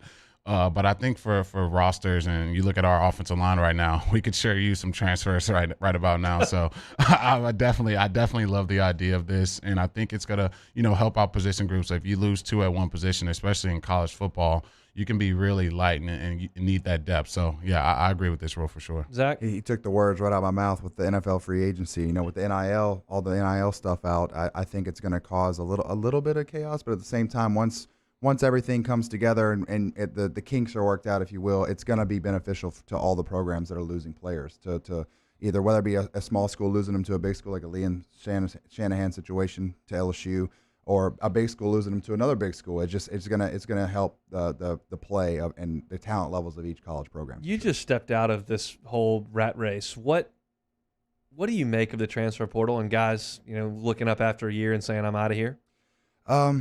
It's a loaded question. It's a loaded question. For me, not a lot of people know this, but if I had not gotten a chance in 2017, I was considering leaving LSU. I obviously stuck it out, and it worked out. I got to punt in 2017, got my opportunities. But I was considering it myself, and that was after I'd played an entire 2016 season, and I was 3 games into the 2017 season. And I knew I had put in the work, and I knew I was good enough. So personally, I was like, I know I can play, and I know I can play in the SEC. But now at this point, I just want to play college football, and I don't want to sit the bench for the next 4 years, 3 years, however long. At the time, the punter had 3 years of eligibility left. And so for me, I took a long time. I wasn't going to just throw in the towel after a year, But if I'm a quarterback and I'm stuck behind, a guy that may be a 4-year starter or a 3-year starter, I understand you leaving. Same situation with a couple wide receivers in front of you, and you want to go to a program that's a air raid like Oklahoma State. So I get why people make that decision, and ultimately, you want to play in the NFL, and it's going to be more difficult for you to play in the NFL if you don't start at your college program. Now, there's cases like Russell Shepard and certain guys that went to LSU because we were so talented it didn't matter. And they got less. And he started. That's the other thing. He eventually started, but he got less reps at LSU than he may have at other programs. So I'm not for or against, but it's with each situation. Like, you got to weigh your options. It's a personal decision. It is, and this is not for great radio because I don't have a firm, hard, fast opinion on what is right and what is wrong in this matter. There are so many unique circumstances and situations that surround people. Do I think it's great that every player has the ability to take second-team reps for 2 weeks and bolt? Probably not. Do I think that there are certainly times where it makes sense for people to move on and create a new opportunity for themselves? Absolutely. Do I think the coaches are at a massive disadvantage in terms of roster building and creating a program based on the rules that are in play right now? Yes. And would this help? Yes. Now, on the other side, do those guys jump ship all the time for other opportunities, and do they make a ton of money? Yeah. So, look, I can straddle the fence all day long. The fact of the matter is that this rule makes a lot of sense to me because you spend so much time trying to build your roster, and Austin Thomas is over there with the whole board, and we got to fill this many guards and this many tight ends, and we got to have this many safeties. Do we have a deep snapper? And you try to work this thing out and run it, assuming everyone's going to stay for 3 or 4 years. And inevitably, some guys just decide this ain't it, and they're out of there. And if you don't have the ability to fix it, I'm not sure that's a great situation for anyone, and especially if the solution is I'm going to leave 2 spots open in my class and not sign, the 3-star guard from Livonia and the safety down there from John Curtis. That's not good either. So let's give those guys a chance. And then if we do have some people that decide to leave, let's give other people a chance to backfill it. I think it makes a lot of sense. Yeah, it makes a world of sense. I think you saw the depth issues that we already have this season, and we saw just how the transfer portal kind of hurt us a little bit. So this will give the coaches, just ample opportunities and time to fill their roster heading into the season, which they didn't have now. You're kind of just stuck with whatever roster you have, and you got to fix it. So I think this is going to help the coaches out a lot. It's going to provide a lot more depth and a lot more positions, and you can really start filling out these recruiting classes. And I'm in the camp of, we need to hit this transfer portal for some guys who are disgruntled and do what kind of Kentucky did to us last year with Rosenthal and try to get some guys that can kind of help this offensive line out. For sure. Go ahead, Zach. I was going to say with, I'm going to use 2 cases specifically with LSU. I'm not going to branch out because I know more about these situations than most as obviously an ex-player. But imagine if DJ Chark would have left after he had to go through his initial struggle at LSU and wait his turn. And then and on the polar end of that, look at TJ Finley. If I'm TJ Finley with what he knew, I'm leaving to go to Auburn too. Miles Brennan is healthy when he makes that decision. If Miles Brennan is hurt, it's a whole different decision to be made. But in those 2 cases, DJ Chark was able to make the right decision for him, stay at LSU, become a first-round draft pick, wait his turn, have that grit to really stick it out. And I think TJ Finley could have done that, but with what he knew at the time, this is why I said it's a personal decision. With what he knew at the time and when he made that decision, the right decision was to go to Auburn. It's becoming a world where, roster management has always been a massive deal for college coaches. It's now become, in every sport, so much more amplified. When you look at baseball with the fact that now you're limited to 11.7 and everybody's got to get a quarter of a scholarship. I mean, Skip could bring somebody in on 8% of a scholarship or just give him books and they could stock the shelves however they wanted to. Now, everybody's got to have 25% and you got to stay at 11.7 and you've got your roster met. So that has gotten far more difficult. Look at Will Wade's roster. He's got a transfer from Cincinnati, a transfer from Memphis, and he signed a 5-star. You're essentially restocking your shelves with grad transfers and portal guys every single year. It's not building a program. It's creating a roster for the next season. He's gone ahead and said that. And then you look at this with football, with the transfer portal, the grad transfers, guys coming in and out all the time.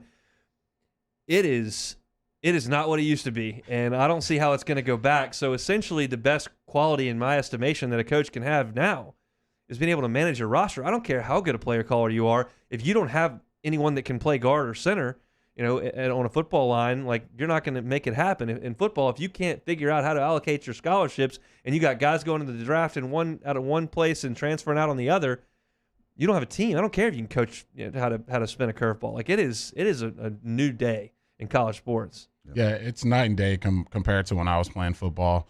Back when I was playing, if you had any type of pulse, any type of potential, there's no way you're leaving the program. There's no way they're giving you that transfer. There's no way you're hitting the portal.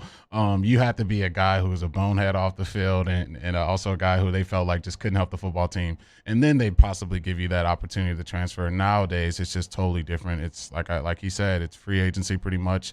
And now the coaches have to pretty much manage. It's pretty much like an NFL team. You got to have guys leaving. You're going to have to fill those holes in the transfer portal or in recruiting. And the coaches who do that the best are going to be the coaches going forward who win the most games. Turns out that Cade York wasn't only successful because of how good a holder he had last year. We'll talk about that when we come back after this timeout on Hunt and Hill. Hunt Palmer, Jeremy Hill, Hunt and Hill. In times of need, get a full list of phone numbers, websites, and other important emergency information on the Demco Stormwatch page at 1045ESPN.com. Welcome back. We've missed you. We know it's been tough. Because rebuilding your business isn't for the faint of heart. Your business needs a jump start. And we're here to help. Introducing Surge, symmetrical speed fiber internet from eTel Business. Revved up data speeds at 30% off, plus 3 months free. We're glad you're back, and we're here to make your business surge. All new Bayou Ford vehicles come with a 1 million mile powertrain warranty. And with Bayou to You, free delivery right to your door. Need repair? Our service department is ready and available to help you today. The crew at Bayou Ford is going to do right by you.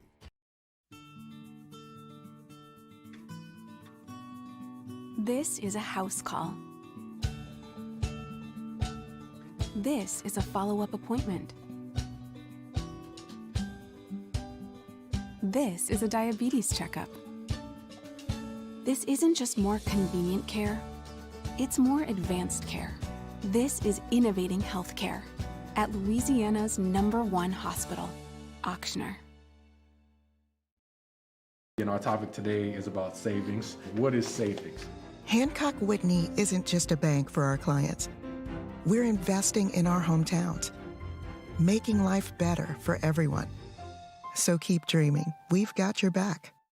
Yo, Jake here for Patient Plus Urgent Care Clinic, the place that's going to be convenient for you during an inconvenient time. Look, you hear me talk about my 4 boys all the time, and sometimes things like stitches, well, they happen. And in fact, they have. And Patient Plus is always taking care of us, just like they'll do the same for you. And now with 7 convenient locations across the Baton Rouge area, open from 9 a.m. until 9 p.m., 7 days a week. And also at PatientPlusUC.com, you can sign up for your appointment on the way to the clinic. That's Patient Plus Urgent Care Clinic. Get in and get better.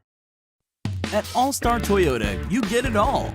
If you're in the market for an all-new Toyota vehicle, come see our friendly and knowledgeable sales team at All-Star Toyota.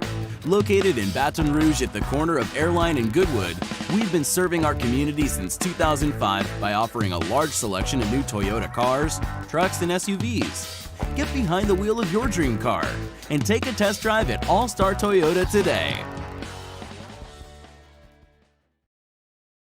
I'm Jay Ducote. I grew up learning how to cook at LSU tailgate parties and right in my own backyard. And I created JD's Louisiana products to bring that Louisiana flavor to you at home for your backyard cookout. JD's Louisiana barbecue sauce, Louisiana molasses mustard, spicy and sweet barbecue rub, and more are available at your local supermarkets or by logging on to jducote.com/shop. Put in promo code CST for 25% off at checkout.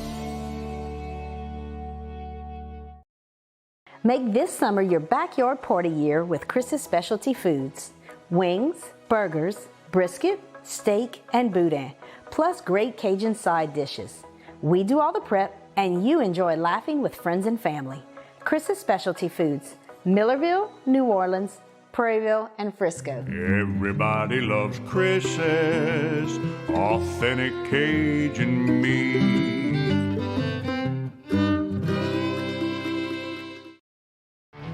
There it is, the extra mile.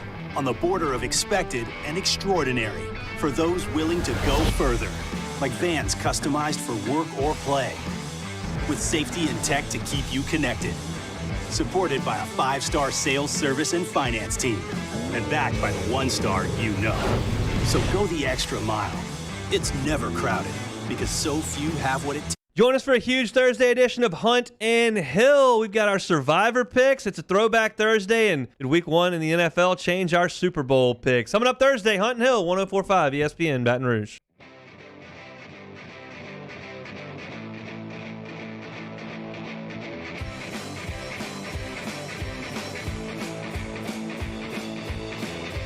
This is Hunt and Hill on 104.5 ESPN Baton Rouge. I made a fairly bold call on the post-game show this week and then doubled down on Monday's show, but I don't have any reason to go back on it whatsoever and don't see it happening anytime soon. I said Cade York's the best kicker in the history of school, and I don't even know who second is, but they're not close. Your thoughts on that? It's got to be Cole Tracy as second if Cade's first. It's got to be Cole Tracy. That's fine. Yeah. But, I mean, you're talking about 57-yarder to win in Gainesville, back-to-back Tiger Stadium records last night. He's made, 8 or 9 now, over 50 yards. He's a pro. No doubt. And he's going to be the first kicker taken on the big board for sure. I hopefully a 4th rounder. Aguayo's kind of the guy that ruined it for second round hopes, but we'll see what happens. I mean, K could be a 3rd rounder. There's some teams that need kickers after last Sunday. We'll see what happens. No joke. We just talked about it there. The Cowboys are already bringing guys up on the practice squad because Greg Zuerlein's missing extra points, 37-yarders. That's a quick ticket out of town if you can't convert those in the NFL. Every kick, I can't remember who told me this. I think every kick, and this is just based on a minimum salary, every kick is worth, I want to say, $55,000 in the NFL. Every single kick is a $55,000 kick. If you kick 30, well, no, I think it might be more than that actually. But regardless, there's cash to be made. Every kick is basically $50,000. If you miss, it's costing the team money. You spent a ton of time around this team at practice. Obviously, we're on the team last year. Kind of your thoughts through 2 weeks. I want us to pick up the pace. In 2019, we were so good at changing up the pace on teams. One drive would be slow and methodical and kind of run the clock a little bit. Next drive, it's 30-second drive. We roast the defensive line. They're no longer, they're out of. The best example I can think of right now currently is the Oklahoma game. They were so gassed in the 3rd quarter after we had 3 consecutive drives of just fast-paced 2-minute offense, and they had nothing to show for it. And they knew the game was over. They knew they were beat. But I want to see us allow Max Johnson to react. He's a quarterback that I think needs to be reacting more. He doesn't need to be overthinking the situation. He needs to make his reads. He's a second-year quarterback. I think he needs to react more now, and we don't have to have the perfect play call. Just have rapid play calling, and we'll see where we stand after that. I certainly understand the sentiment that a lot of us have used, and that Ed Ogeron has used time and time and time and time again. The 2019 offense. And I understand that that's something you want to aspire to. Yeah. 100%. Is it realistic to try to do things, quote unquote, the way we did it in 2019? So the first things first, we need to get our running game going. Because with the younger quarterback, Joe's a 5th-year guy at that point. He was so established, so confident, and almost overconfident. I mean, he's telling me he's scoring 60 points in the semifinal game before the game even started. But you need to taper down, and the expectations need to be a little different, and maybe your run pass is more 50-50, but you need, number one's the run game to bring the pressure off of Max, and then the play calling. I don't know, it's not my thing. I'm not a play caller, but we need to get in rhythm, and I have yet to feel like we've been in rhythm this year. Yeah. How do you think Avery Atkins is doing right now? He's averaging 39.5 yards a punt. How do you think he's doing this season? I think he can improve. I've seen him in practice. He has about the leg strength I have. The biggest key, I think, for him is going to be he's 2 games in. He needs to relax more. And that was a big problem I had early on in my career, is being tense and trying to hit that home run, punting wise, is going to hurt you. You're too tense. Your leg's not loose. You're not going to get full extension. So he needs to, whether it be take a deep breath or calm the heart rate down, whatever it may be, whatever his thing is to get in the zone, because it's a lot like pitching. But allowing himself to calm down in that moment and allow him to realize he's put in the work for the last 4 years to be a good punter, to calm down, calm himself, and just hit a base hit a single, hit a double, and then occasionally hit that triple or home run. you'll see that those numbers jump from 39 to 42 to 44 to 45, and he's got the leg for it. He just needs to figure out his comfort zone within the game. Team didn't respond as well last year to that opening loss, and I mean, that's not me talking. That's the players saying that that's the way that things went. And obviously, you started out with a loss. Can't read much from McNeese, but what's your feel? You talk to any of the guys, if you see the energy, if you've been out to practice, how they've responded to an early setback here. So I wasn't able to make it to practice last week. I will go to practice today, and I have talked to some of the specialists, and mostly it seems like guys weren't so discouraged this year than more like we were last year. After the Mississippi State game, it was kind of a real gut check. I mean, don't get me wrong, losing UCLA was not in the cards, but guys were a lot more encouraging, a lot more. UCLA was a better team than we thought, and there may have been a little underestimation. However, it's game one, and I think that they took the loss better than we took the loss last year against Mississippi State. Because against Mississippi State, it was such a we were coming off the national championship win. The expectations were we're going to beat the hell out of them. That's just what we thought. And after that happened, and the game plan we had didn't work out, it was so much more of a deflating loss than I feel like UCLA was. How much of this do you put on the guys? They were out 21 guys last week who, most of which they would count on to be either a star or a serious contributor. Yeah, and that's another thing. You have to have people step up, and we are LSU, and Coach O is going to say that. We are LSU, and guys that we're going to recruit here are going to be elite athletes, elite players, and you're going to have to rely on players after other guys go down. And at LSU, and I mean, Jeremy built that culture, helped build it years ago, but your second string at LSU is supposed to be a first stringer somewhere else. And so we have something to build on here, in my opinion. A lot of people are still negative about our team, but I really believe we're still in the process of building something.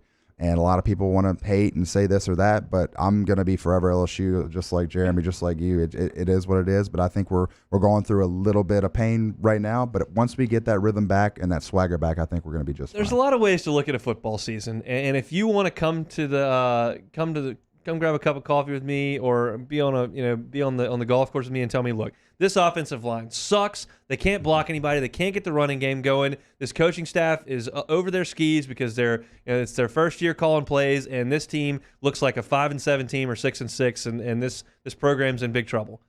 I'm not going to shout you off. I'm not going to jump right in the car with you, but I'm not going to shout you off a mountain. If you're sitting here saying, they just had some guys hurt, they're going to figure this out though. This looks like a 10-2 team. That's a little bit tougher to get on, but if that's how you want to look at it as well, this to me is a year unlike many at LSU where you kind of knew where the pressure points were in LSU football season. Yeah, we're going to beat Ole Miss. They're awful this year, and we're going to beat them. I'm not worried about that Mississippi State game. Arkansas is not very good. It's really going to come down to, and they're probably not going to beat Alabama. How do they do against Auburn and Florida, and what does that A&M game look like? That's really the pendulum point.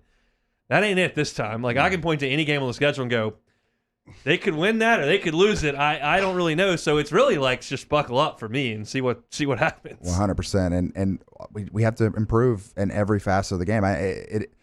We're struggling. A lot of guys are trying to figure it out. I feel like you said, the coaching staff, we're trying to find our identity. We don't have an identity. We're not bullying people like we used to. Old school linebackers we used to have come and fill the A gaps, and Jeremy Hill going club people in the middle. The old Les Miles there, what do you call it, practices that went a little too long, 3-hour practices. Man, but we need to find our identity. We need guys to step up. We need to find out who we are. Guys need to play angry. And, Jeremy used to run angry. And I think we need guys like that to step up in the game, and we'll see what happens. I don't know. I don't know what the answer is. I don't think a lot of people do, but I know one thing. If you come out there next week and start knocking helmets off, and, I don't want to say a word. There's a certain term that I remember John Battle used to say before the game about knocking somebody's loose, But we need that swagger back, and somebody's got to be the guy to do it. The entire tenor of this town and that building change if you go beat Central Michigan 41-10, and you go to Starkville and get a couple interceptions and win that game by 2 scores. Everything changes, and it's that quick. Mm-hmm. Because we went from, this is a 10-2 team that's going to be really good, to fire the coach 6-6 in 4 hours in California. You go win 2 games this week, and the whole tenor changes. Yeah, that's what we need to do. We need to get back on track. Get back that winning taste in our mouth. I think Coach O said it after UCLA game. The McNeese was just about getting that bad taste out of our mouth, and now it's about getting better and just solidifying all the concerns we have. And I know everyone keeps making a big case about the offensive line, but if you don't have time, there's so many things you can do as an offensive coordinator to make sure the ball is out, to make sure your guys are getting the ball, and attack the edges, man. I think we fell in love with trying to run between the tackles because Clyde did that so well in 2019. But sometimes you got to attack the edges, man. Let's run some off-tackle stuff. Let's run some stretch stuff.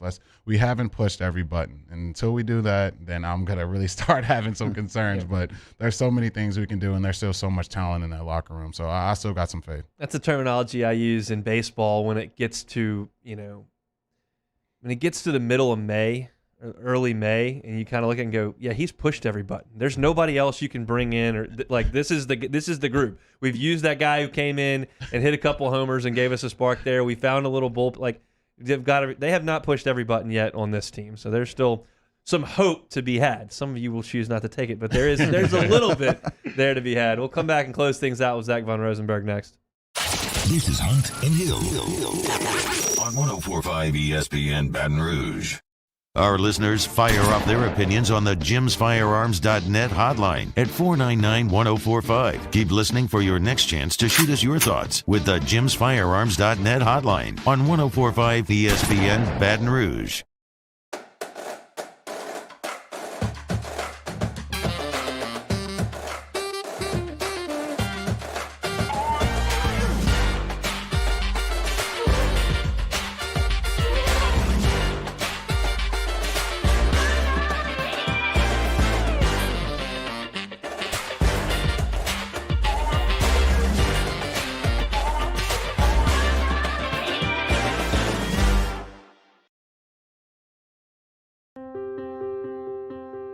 This isn't just another day, it's so much more. Kelly's life was put on hold when her Auctioner primary care doctor discovered a rare blood disorder. Her doctor connected her to an Auctioner care team of cancer, heart, and kidney specialists. With multiple primary care locations around Baton Rouge, same-day appointments, and online scheduling, we're relentless about keeping you healthy. Auctioner Baton Rouge, innovating healthcare for Kelly. At All-Star Toyota, you get it all. If you're in the market for an all-new Toyota vehicle, come see our friendly and knowledgeable sales team at All-Star Toyota. Located in Baton Rouge at the corner of Airline and Goodwood, we've been serving our community since 2005 by offering a large selection of new Toyota cars, trucks, and SUVs. Get behind the wheel of your dream car and take a test drive at All-Star Toyota today. Eli's always been into grilling. It took us a while to see it, but the signs were there. What are you doing, Eli? I knew grilling was my thing. I have been talking about it throughout my career. Happy with the results? I am. Got the new grill from barbecueguys.com. It performed great. My advice, as I always told my boys, do more of what you're born to do. Barbecue Guys, for those who were born to grill. You want cheese on your burger, Pops? I'll take a little cheese. Front to Back Boat Service has been family owned and operated for 30 years. And the Sherman family is NMEA certified. That's the National Marine Electronics Association at Front to Back. They are committed to improving the safety and technology of marine electronics through installer training, interface standards. And look, the fall and the winter, it's the perfect time to do that yearly maintenance you've been putting off. Get those parts you've been wanting. So schedule your appointment today at Front to Back North Airway off of Airline Highway. Yo, Jake here for Patient Plus Urgent Care Clinic, the place that's going to be convenient for you during an inconvenient time. Look, you hear me talk about my four boys all the time, and sometimes things like stitches, well, they happen. And in fact, they have. And Patient Plus is always taking care of us, just like they'll do the same for you. And now with 7 convenient locations across the Baton Rouge area, open from 9 a.m. until 9 p.m., 7 days a week. And also at PatientPlusUC.com, you can sign up for your appointment on the way to the clinic. That's Patient Plus Urgent Care Clinic. Get in and get better. I've been doing business with Luba for 25 years. They're dependable, trustworthy. It's just the attention to detail with our clients. Our folks have years and years of experience. They're highly trained professionals, but many companies have that asset. What I'd like to think makes Luba a bit different is that we use those talents in a way that truly is dedicated to serving the needs of the folks who depend on us. Are you a licensed contractor? There's lots of good contractors in Louisiana doing work the right way, but unfortunately, too many unlicensed contractors are working outside the licensing requirements. Working as a contractor in Louisiana requires a license for the company doing the work. The Louisiana State Licensing Board for Contractors wants to help you get licensed to allow you to conduct work legally. It's not Coming up on a Wednesday edition of Early Line, Ben Mintz of Barstool Sports joins the show, and we start to look ahead to the weekend in football, including Saints at Panthers and LSU versus Central Michigan. Early Line, 2 to 3 p.m., 104.5 ESPN Baton Rouge.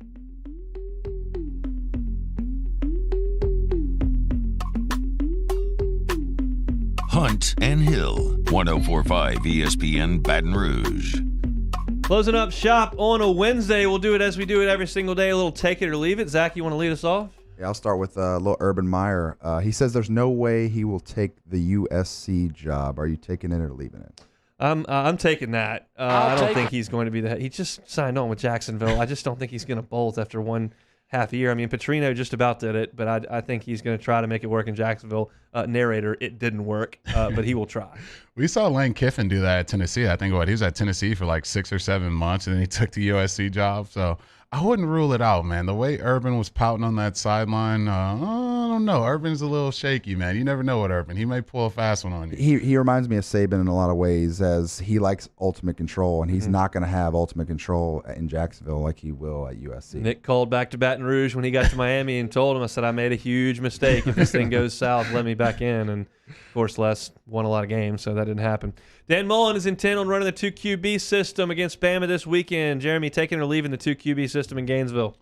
Get Emory out of there. Come on, Mullen. We need more Richardson, man. This is our only hope. I mean, we're all Florida Gators. Emory has 4 interceptions against USF and whoever SF they played the week before. Let's get Richardson FAU. in. Yeah, respect on the former Kiffins. Yeah, let's get Richardson in there and let him run around and throw the ball around the yard. I think that gives them their best chance to beat Bama.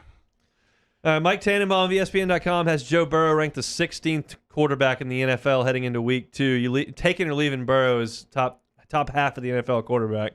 I think he's going to be in the top 10 after the end of this season. He's going to dramatically improve. Jamar Chase and him are in sync right now. It looks a lot like 2019. And that O-line, hopefully, if they continue to block, Joe Burrow will be a top 10 quarterback here shortly. All right. This is a Bengals show. We're big Bengals people here, so that's good news. All right. Christian Yelich is purchasing 10,000 tickets for – yeah, Christian Yelich, I'm sorry. You said it right. I just hate it. Oh, okay. Is purchasing 10,000 tickets for the Brewers' last homestand against the Cardinals. Are you taking or leaving? MLB players should be buying tickets for home games. So I hate the Brewers. I'll take this one. That's fine if he wants to do it. He's by all accounts a good guy. I hate him because he's so good and he's worn me out for 3 years. But the point of the matter is that I'm a huge Cubs fan, and the Cubs and Brewers have been in a lot of races over the last 5 or 6 years. And the fact of the matter is that once the Packers kick off, the Brewers have no more fans. Like, they're out. And the Brewers are really good this year. They've been really good for a while, but they check totally out, and that's the point. Like, they're playing a huge homestand against the Cardinals. They're going to win the division very soon. And they don't have anybody to show up because they're all watching Aaron Rodgers throw 2 picks and lose by 30 against the Saints. So no one cares up there anymore is the point I'm saying. Yeah, man. I'm not a big Brewers guy. Everyone knows I'm the evil empire, baby. So, yeah, let's Yankees. Let's close this wild card out. All right, Zach, tell us what you got going on the social media streets these days. I know you were bouncing around campus on game day. Yeah, I'm doing some sort of cross between like French Quarter Confessions, but I'm calling it Parade Ground and Confessions. It's actually one team, one tailgate, but I've been going tailgate to tailgate, entertaining people, asking questions, kind of off the cuff stuff, and just having a little bit of fun, keeping it fun because that's what makes it more authentic and natural. And I've had a good time doing it, and it's going to be a lot more fun this weekend when everybody returns to the parade grounds. So first of all, where can people find it? I want to ask more questions about it after this. Well, we'll be on the parade grounds mostly next week or this Saturday. Where can you get it? Where can you watch it? Listen to it or whatever it is. One Team, One Podcast on Instagram and Twitter. I've been posting it on Twitter constantly, a bunch of videos. I'd actually posted a big cat drill this morning. I was doing that to get some guys on campus, but might have to include that this Saturday. We're going to start doing little snippets of like dad's shoe of the day at certain tailgates.